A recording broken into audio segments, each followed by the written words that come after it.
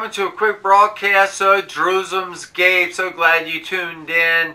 Well, there's so much to talk about in the world going on with the Ukraine situation, and it's a sad situation. You know, war is a terrible, terrible thing. But we have another thing on horizon, and I'm sorry my screen's out, by the way. I got a little technical difficulties, but I thought this was an important video to get out. You know that our Commander-in-Chief, the current administration, is trying everything to close the another Iran nuclear deal, and you know, I can't speak loud enough about working out a so-called nuclear deal with Iran. My personal opinion is that they will continue working on their nuclear program. Iran is not stupid. They know when a nuclear-powered country has offensive nuclear weapons, that the whole game changes on how you handle that country.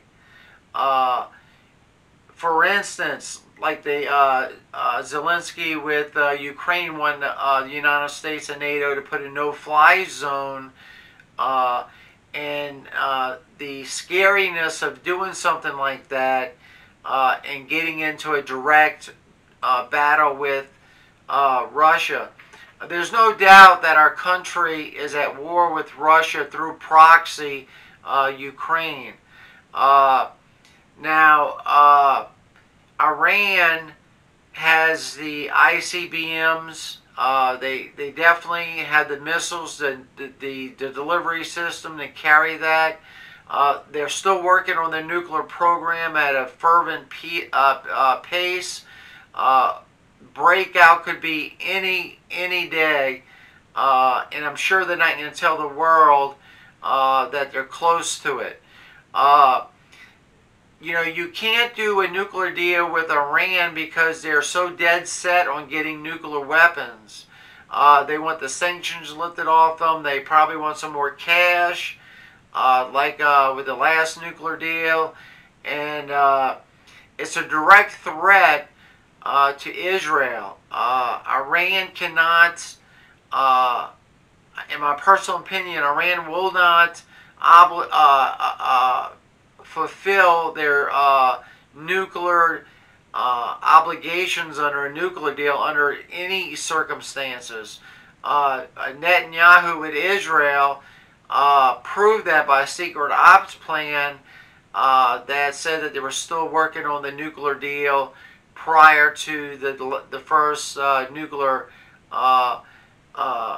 weapon deal, whatever you want to call it.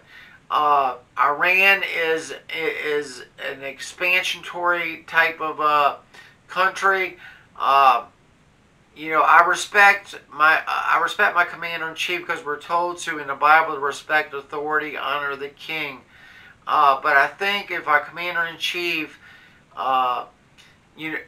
does things like taking a Revolutionary Guard off the terrorist list that President Trump put him on, I think that would be a catastrophe. And if any way that our Commander-in-Chief would understand that Iran is dead set on getting nuclear weapons, I don't care if they sign it in blood and you give them 100 cargo planes full of cash, you remove the Revolutionary Guard from the terror list. My personal opinion is they will still be working on obtaining a nuclear weapon. They're not stupid. They know once they become a nuclear power country, the whole world changes on how you can handle Iran. That's just the ugly facts of being a nuclear powered country. Once you have nuclear weapons and delivery devices, which Iran definitely has, the whole game changes. And they know that. Iran knows that. They're not stupid again. They know that with nuclear weapons and with their delivery systems, that the nations of the world will treat them incredibly different.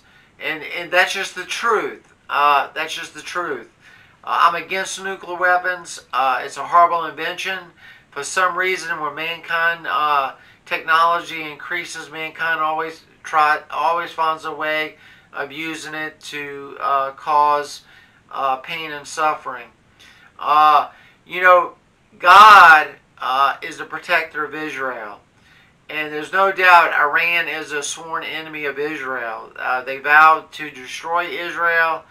They say it in all their propaganda, their parades, everything, that they want to destroy Israel. And Israel, if the United States does another nuclear deal with Iran, look for Israel to take matters in their own hand to protect Israel. Because Israel knows that Iran is going to keep working on the nuclear program. And when Iran hits breakout, when they come out with nuclear warheads, they're not going to make it known. They're going to stockpile a few of them before they make it known. And I can assure you they're shrouded in secrecy because of the technology that Israel has to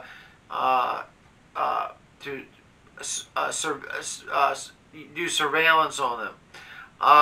You know, God says, "I will bless those who bless Israel and curse those who curse Israel."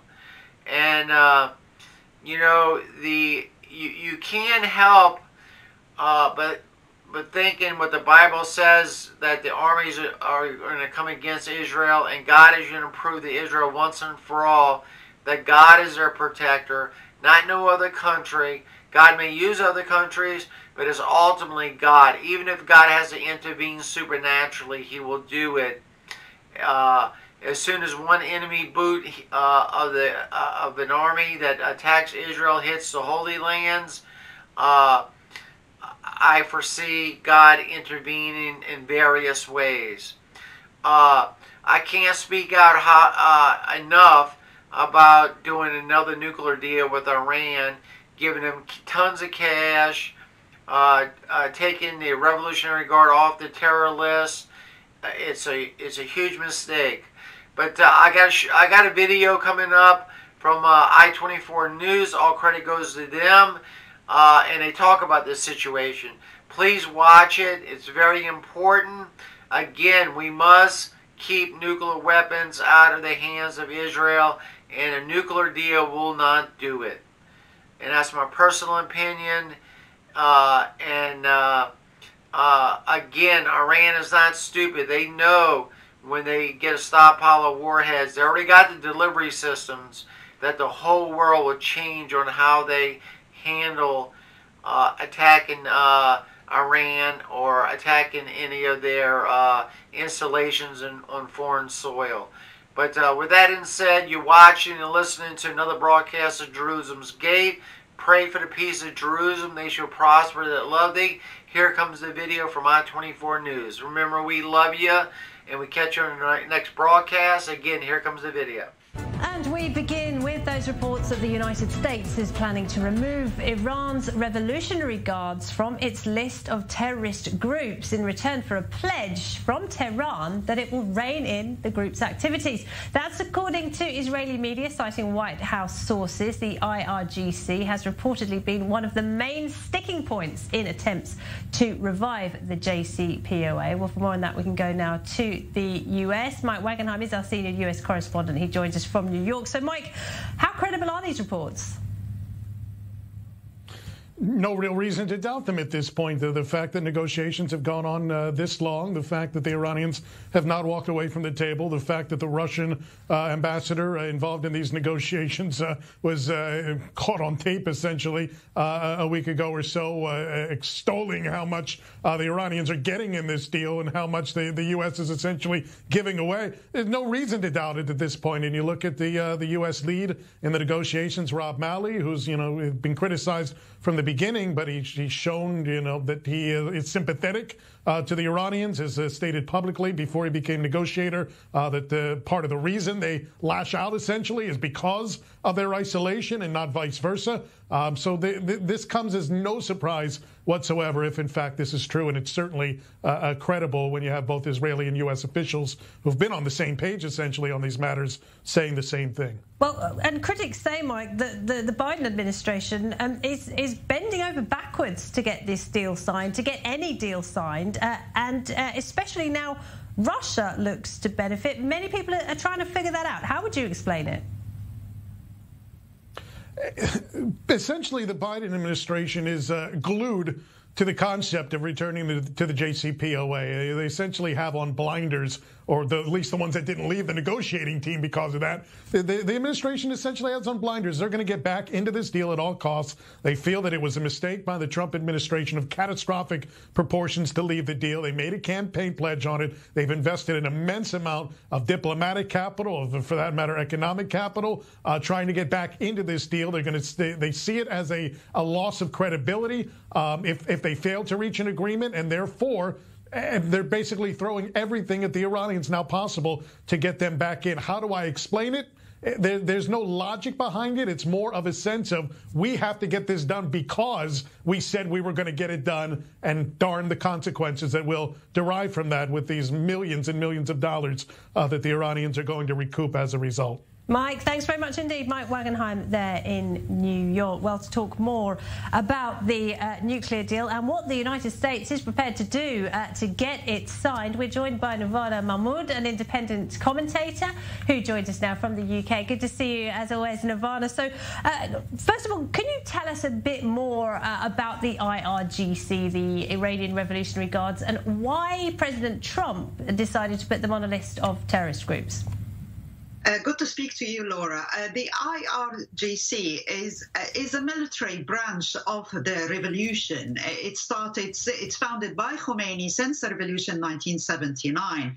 The Iranians have inherited the army of the Shah, and they didn't trust many elements of it, so they choose to create their own. And it fought in the Iraq-Iran war, and it proven that it is a very powerful arm of the revolution. However, it become expanded, and it become a huge political and economic force within the establishment in Iran. But later it evolved, and it become like the head of the gang running several militias in the Middle East, loyal to Iran and inspired by Iran to fulfill their goals within several countries in the region. Why President Trump have sanctioned or designate them as a terror group? Because A, they are. B, because he saw that maximum pressure will help to reduce Iran terror activities in the Middle East and reduce the tension. That was his view, which clearly the Biden administration doesn't agree with it. Well, just this week, Nervana, the IRGC claimed responsibility for an attack, a rocket attack, close to the US consulate in Iraqi Kurdistan. Did that not give the White House pause for thought? Well, as your reporter before mentioned, they are so concentrated on the deal that they are unwilling to consider the bigger picture for several reasons. First of all, I think it's important to understand how huge the attack in Erbil, because Iran formally admitted, before Iran denied or conducted those attacks via its own militias in Iraq or in Lebanon before, etc. But now Iran have no problem of claiming an attack on another country soil. But B, it explore the depths of the propaganda the IRGC using to justify their attack. They claim that the attack on Erbil is because it's a secret Israeli base. Their lobbies in DC, and believe it or not, their lobby is very powerful lobby and connected to many corridors of power in Washington, in the American capital. They claim that this story is correct. And there was a Twitter account loyal to the Houthi militia in Yemen have actually published a fabricated photo of an Egyptian actor claiming that this is an Israeli, military officer being killed in that attack, which triggered several memes by Iraqi tweets claiming, saying that how ridiculous it is and mocking the propaganda of Iran. So that is a surreal scene we have at the moment. So they put up a picture of an Egyptian actor claiming that he was a Mossad agent. All right, interesting. Well, I mean, just going back to the nuclear talks, how much, Nirvana, do you think that Washington is prepared to concede to get this deal over the line? And do you think it will go over the line? We've had so many false starts already, haven't we? Right. The Biden administration, from day one, was declared that its main target is to reverse all the Trump policy. So Trump enlisted the Iran, putting maximum pressure on Iran. So they decided to reverse it by making maximum concession to Iran. And what we witness in the Vienna talks at the moment is like a bazaar talk in Shiraz. It's like the Iranians are trying to take all what they can from the Biden administration, and the Biden administration willing to buy the rug, which is the nuclear deal, as if it's a magic rug which will solve all the problem, but it isn't. And that's what they fail to see at the moment. And of course, the United States is leading efforts to isolate Russia over its invasion of Ukraine. Russia had appeared to throw a spanner in the works at the last minute by demanding some kind of sanctions relief related to this deal. Do you think it will still go ahead despite that move by Russia? Well, this is where the problem is. For the Biden administration, there is always a conflict between interest and values. Their values is to stand by Ukraine and to stand by Europe during this war in the Ukraine from Russia, the unprovoked war by Russia. However, their interest to finish the deal is conflicting with that goal. And it seems like the Biden administration now are willing to give Russia what it wants. Russia is involved in a huge deal to build a nuclear plant in Iran, and they want that to be part of the sanction relief. Okay. God knows what else the Russians want and what the Biden administration will concede.